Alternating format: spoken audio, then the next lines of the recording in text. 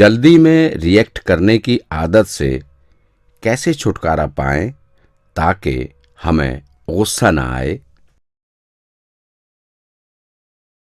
हम लोग ज़्यादातर ये समझते हैं कि हमें बहुत काम करने को हैं और हम क्योंकि बहुत सी चीज़ें करना चाहते हैं इस करके हम बड़ी जल्दी में होते हैं। समय हमारे पास उतना ही है, लेकिन आजकल के टाइम में क्योंकि कम्युनिकेशन बढ़ गई, इंटरेक्शन लोगों से बढ़ गई, जो चीज़ें हम कर सकते हैं उसकी जानकारी बढ़ती चली जा रही है और जैसे जैसे वो जानकारी बढ़ती चली जा रही है उन चीज़ों को करने के लिए समय भी हमें ज़्यादा चाहिए। तो हम हर समय जल्दी में होते हैं क्योंकि हमें लगता है हमें ये भी करना है, ये भी करना है, ये भी करना है, ये भी करना है। और उस जल्दी में क्या होता है कि जब कोई चीज़ सामने आती है जिसे करना होता है हमें, तो क्योंकि हमें मालूम है हमें आगे भी कुछ करना है और आगे भी कुछ करना है और आगे कुछ करना है, उसे उस जल्दी में हम सही तरीके से कर नहीं पाते। हम सबको ये जानना चाहिए कि ये ज़िंदगी किसी मकसद से हमें दी गई है। वो मकसद है अपने आप को जानना और पिता परमेश्वर को पाना। अगर उस मकसद को हम भूल गए और दुनिया के रंग में रंगे गए, क्योंकि दुनिया का जो फैलाव है वो दिन ब दिन बढ़ता चला जा रहा है और उसी के रंग में लगे रहे, तो फिर ये जो समय है जो हमें मिला है अपने आप को जानने के लिए, पिता परमेश्वर को पाने के लिए, वो समय अपनी मंजिल तक बढ़ने की बजाय सिर्फ बाहर की चीज़ों में रह जाएगा। तो हमें ये जानना चाहिए कि हम 24 घंटों में क्या कर सकते हैं और जो हमें करना है उसमें क्या चीज़ ज़रूरी है। ये तो हम सबको ये सोचना चाहिए कि सबसे ज़रूरी क्या है। अपने आप को जानना, पिता परमेश्वर को पाना, तो हमें अपने आप को प्रायोरिटाइज करना है। देखना है समय तो इतने ही, इसमें हम क्या क्या कर सकते हैं और जो सबसे ज़रूरी है वो चीज़ पहले करनी चाहिए, बाकी चीज़ें आस्ते आस्ते से छोड़ देनी चाहिए।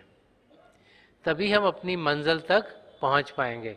कि सन्मत का रास्ता नहीं कहता कि हम बिल्कुल दुनिया से ध्यान हटा दें, बट ये यही समझाता है कि वो चीज़ें जो ज़रूरी है सबसे पहले करें और हर एक चीज़ में एक्सेल करने की कोशिश करें, लेकिन ये देखें कि जो हमारा समय है वो हमने डिस्ट्रीब्यूट कैसे करना है।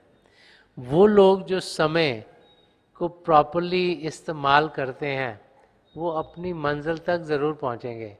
तो ये हम सबके लिए अलग अलग दिखाई देता है क्योंकि हम सबके जो बाहर के सर्कमस्टेंस है वो अलग अलग है, लेकिन जो समय अभ्यास के लिए देना है वो सबके लिए बराबर है। बार बार बार यही समझाया जाता है सद्गुण हमारे अंदर हों, हम प्रेम से जिए, आराम से कैसे बातचीत करें, जल्दी में नहीं होंगे तो गुस्सा भी नहीं आएगा। गुस्सा भी इसलिए आता है कि हम जल्दी में होते हैं, चाहते कुछ हैं हो कुछ और जाता है, सोचते हैं कि ये चीज़ इस समय होगी वो होती नहीं, लड़क जाती है, कुछ और हो जाता है, गुस्सा चढ़ना शुरू हो जाता है। तो गुस्सा भी इसलिए आता है कि हम टाइम के साथ अपने आप को बहुत जोड़ चुके हैं। तो हमें ये जानना है कि हम अपनी मंजिल की ओर तभी बढ़ पाएंगे जबकि हम वो कार्य करें जो हमें पिता परमेश्वर की नज़दीकी देंगे।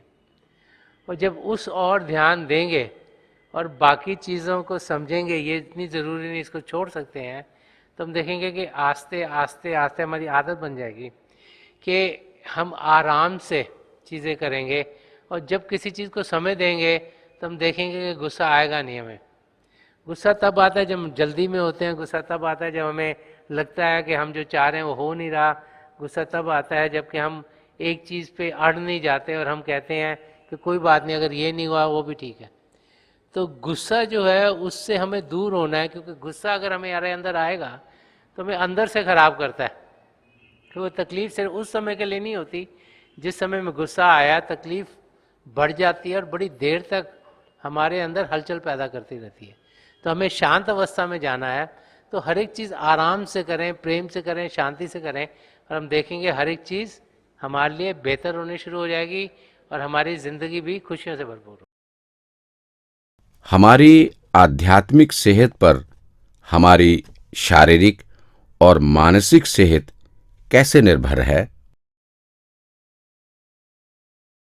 जो हमारा असली रूप है वो शारीरिक नहीं, मानसिक नहीं, लेकिन आत्मिक है। जितनी देर आत्मा इस शरीर में रहती है उतनी देर ये शरीर जीवित रहता है।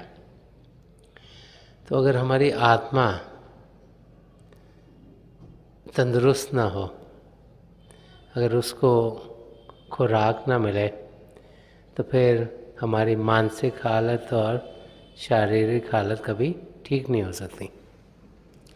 वही बुनियाद है जिसके ऊपर ये शरीर चल रहा है। इसीलिए संत कृपाल सिंह जी महाराज फरमाते थे कि on spiritual health depends the health of the body and the mind. कि हमें अगर सही तरीके से जीना है तो हमें अपने रूह को तंदुरुस्त करना होगा। हम लोग ऊपर की चीज़ों को ठीक करते हैं, अंदर की गहराई तक पहुंचते नहीं। हम सोचते हैं कि शायद व्यायाम करके शरीर को ठीक रख सकते हैं, पढ़ लिख के मन को शार्प कर सकते हैं, लेकिन हम भूल जाते हैं कि अगर रूह को ठीक कर लेंगे तो ये चीज़ें खुद ब खुद ठीक होनी शुरू हो जाएंगी।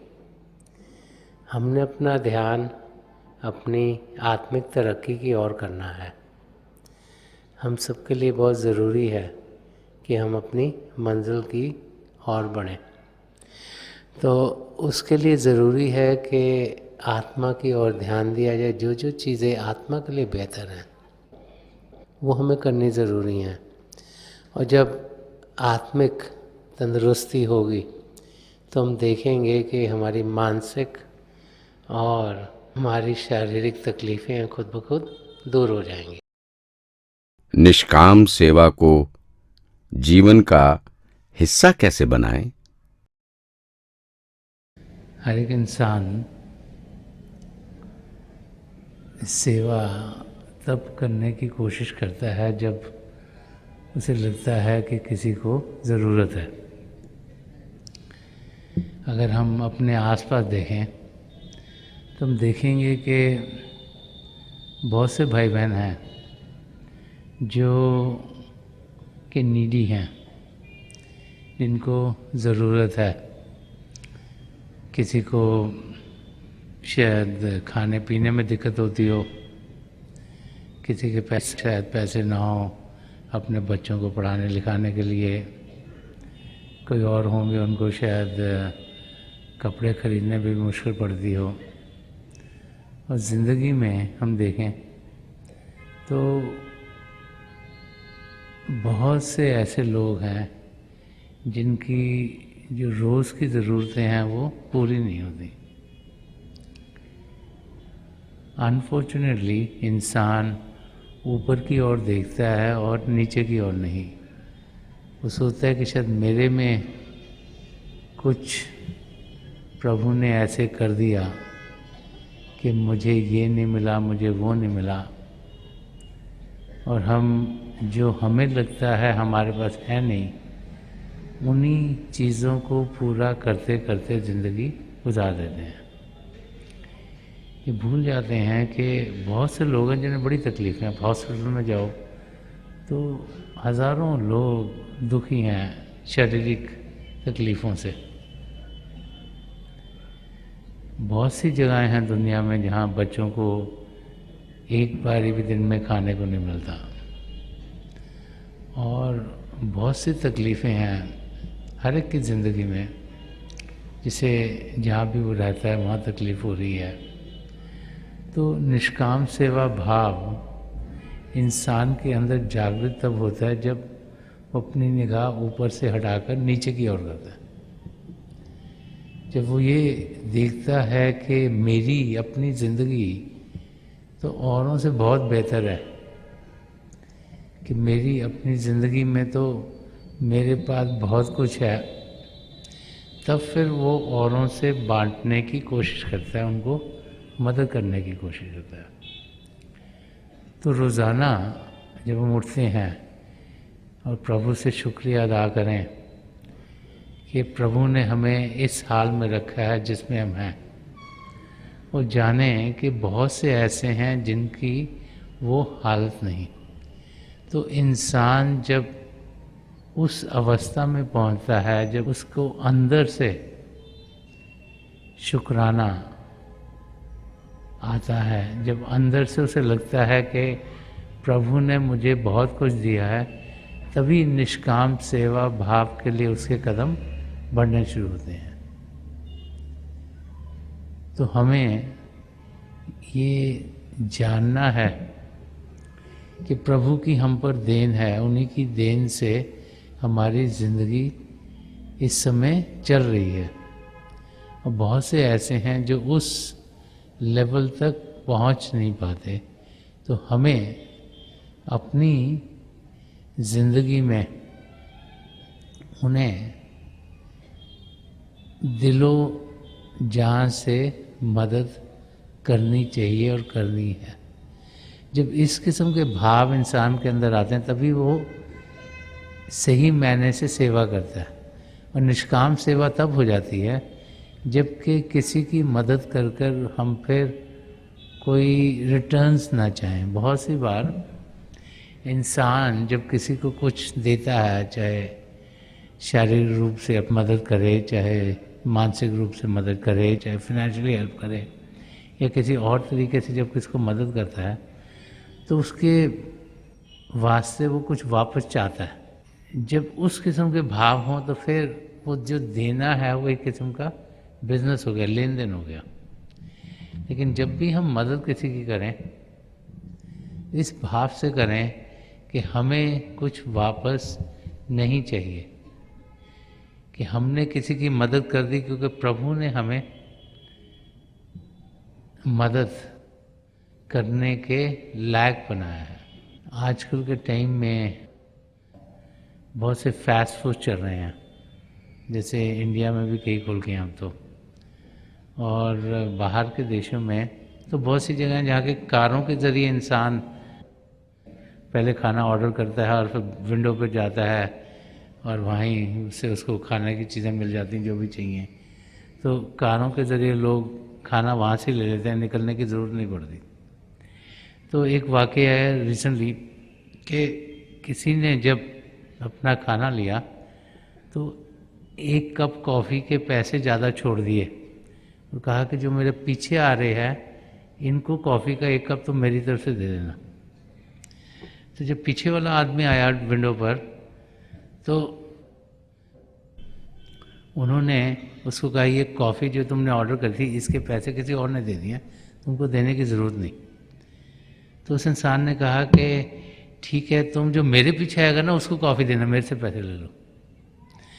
तो वो कहते हैं कि कई लोग ऐसे एक एक एक कर, क्योंकि एक ने मदद करी थी, दूसरा तीसरा चौथा पाँचवा का नंबर काफ़ी बिग था कि वो इतने लोग कंटिन्यूसली अगले के लिए मदद करते रहे। मदद ऐसी होनी चाहिए जिसमें कि हम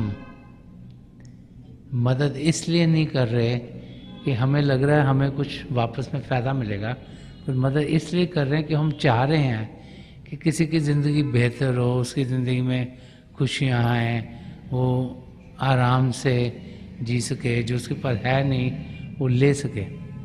तो जब निष्काम भाव से इंसान सेवा करता है तो वो सेवा उसके लिए बड़ी ही सफल रहती है। हम सतगुरु की संभाल का अनुभव कैसे कर सकते हैं?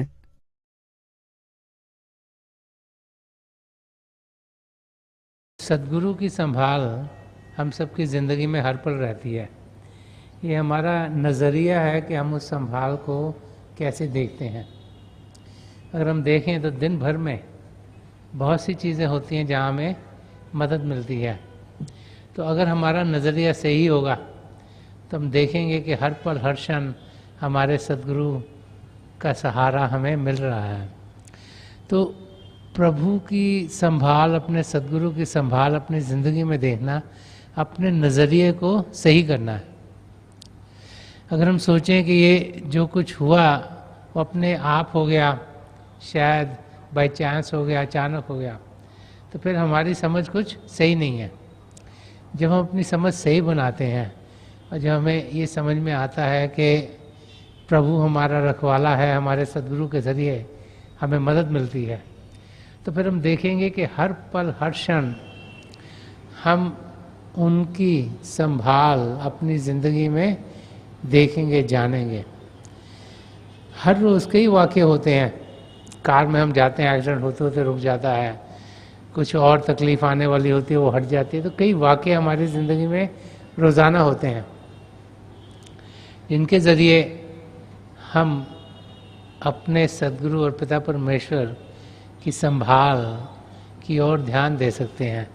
तो नज़रिया इंसान का अगर सही हो तो फिर वो इस संभाल का पल पल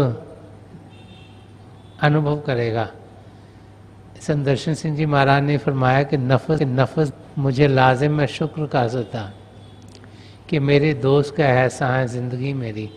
तो वो समझ के हर पल हर सांस में हम प्रभु का शुक्रिया अदा करें कि उनकी दया मेहर से हम इधर आए, उनकी दया मेहर से हमारी ज़िंदगी चल रही है, उनकी दया मेहर से हम अपनी मंजिल की ओर बढ़ रहे हैं। इंसान अपनी प्रगति स्पिरिचुअल पथ पर कैसे माप गेज सकता है? अपनी तरक्की रूहानी रास्ते पर मापना कोई बहुत आसान नहीं है। चंद चीज़ें हैं जो हम अपनी ज़िंदगी में देख सकते हैं। वो भाई बहन जो भजन अभ्यास करते हैं, रूहानी रास्ते पर चलते हैं, बाकायदगी से करते हैं, उनकी ज़िंदगी शांत होनी शुरू हो जाती है। समय के साथ साथ उनके अंदर जो क्रोध है वो कम होगा। उनकी बातचीत जब औरों के साथ होगी तो वो मिठास से भरपूर होगी। हमारे अंदर शांति ही शांति भरपूर है। हमारे अंदर प्रभु का शब्द चल रहा है, उससे मीठा और कुछ है नहीं। तो जितना ज़्यादा हम उसके साथ जुड़ेंगे उतना ही हम देखेंगे कि हमारी ज़िंदगी खुशियों से भरपूर रहेगी और इस किस्म की ज़िंदगी हम आराम से गुजार सकते हैं। महापुरुष जब भी आए हैं उन्होंने यही समझाया कि हम ये ना जाने कि हमारी तरक्की कितनी हुई है। हमारा काम है एफर्ट पुट इन करना, रिजल्ट कुछ भी होगा उसका फिक्र नहीं करना है। हमारा काम है कि भजन अभ्यास करें। ये मत सोचें कि अगर आंखें बंद करी हैं तो अब क्या मेरे पैर सुन्न हो गए हैं, क्या मेरे ये जो शरीर का बीच वाला हिस्सा ये सुन्न हो गया है, कि मेरी ये छाती वाला हिस्सा सुन्न हो गया, कि मैं किस तरीके से यहाँ शिव नेत्र पर एकाग्र हूँ। जब वैसे करते हैं तो ध्यान हमारा उन तरफ जाता है और फिर हम आगे बढ़ नहीं पाते। हमें ये देखना है कि हमें अभ्यास सही तरीके से करना है और जो जो हमारे लिए बेहतर होगा उसी किस्म के अनुभव हमें होंगे। केवल इंसान सोचता है कि ये अनुभव दूसरे अनुभव से बेहतर है, और ये भी ज़रूरी नहीं कि एक अनुभव के बाद दूसरा हो तीसरा हो, कोई भी अनुभव हो सकता है। डिपेंड करता है कि हम कितने पैशन से बैठते हैं, कितनी लगन है हम में प्रभु को पाने की, और हम कितने प्रेम से प्रभु की याद में समय गुजारते हैं। तो थोड़े से चिन्ह मिलते हैं, लेकिन हर वक्त सोचना कि मेरी कितनी तरक्की होगी, मेरी कितनी होगी, किसी और की कितनी हुई, उससे हमारी तरक्की होती नहीं, सगों उसमें बाधा आता है। तो हमें जानना चाहिए कि जो जो हमारे लिए बेहतर है वो हमारी ज़िंदगी में ज़रूर ढलेगा। और जब भी अभ्यास करें, वो भाई बहन जिन्हें नाम की देन मिल गई है, कोशिश यही होनी चाहिए कि रोशनियाँ आसमान से तारे चंद्रमा को पार करते हुए अपने सदगुरु के नूरी स्वरूप तक हम पहुंच पाए। एक बारी वहाँ पर पहुंच जाएं तो इंसान को तसल्ली होती है कि हमारा कार्य खत्म हो गया, आगे का कार्य हमारे सदगुरु का है। तो हमें मेहनत करनी है, शरीर को शांत करना है, मन को शांत करना है, और जो भी नतीजा प्रभु चाहेंगे वही हमारी ज़िंदगी में ढलता चला जाएगा। थोड़ी देर के लिए आप सब अभ्यास के लिए बैठ जाइएगा। आप जहाँ भी बैठे आराम से बैठिएगा। जो आपकी आंखें आए बोल रहे हैं सीधी सामने फोकस होनी चाहिए, जैसे 8-10 दिन सामने आपके फोकस हो। आंखें बंद करते वो भाई बहन जिन्हें नाम की देन मिली है आप सिमरन कीजिएगा। जो भाई बहन यहाँ नए हैं आप पिता परमेश्वर के किसी भी जाति नाम का जाप कीजिएगा। जाप मन ही मन करना, ऊंचा नहीं दोहराना। आपके सामने रोशनी के चिन्ह दिखने शुरू होंगे और वहाँ पे बड़े ध्यान से देखिएगा और कई नज़ारे आपको देखने को मिलेंगे। मेरी प्रभु के चरण कमलों में और जो पिछली संची के महापुरुष हैं हजूर बाबा सावन सिंह जी महाराज, परम संत कृपाल सिंह जी महाराज और दयालपुर संदर्शन सिंह जी महाराज के चरण कमलों में यही प्रार्थना है कि जो जो हम सबके लिए बेहतर है महापुरुष में दें, हमें सबके साथ जोड़े और हमारे भीतर प्रभु की ज्योत के हमें दर्शन करवाएं। थोड़ी देर में आकर मैं आपको इस बैठक से उठाऊंगा और मेरी शुभकामनाएं आप सबके साथ हैं।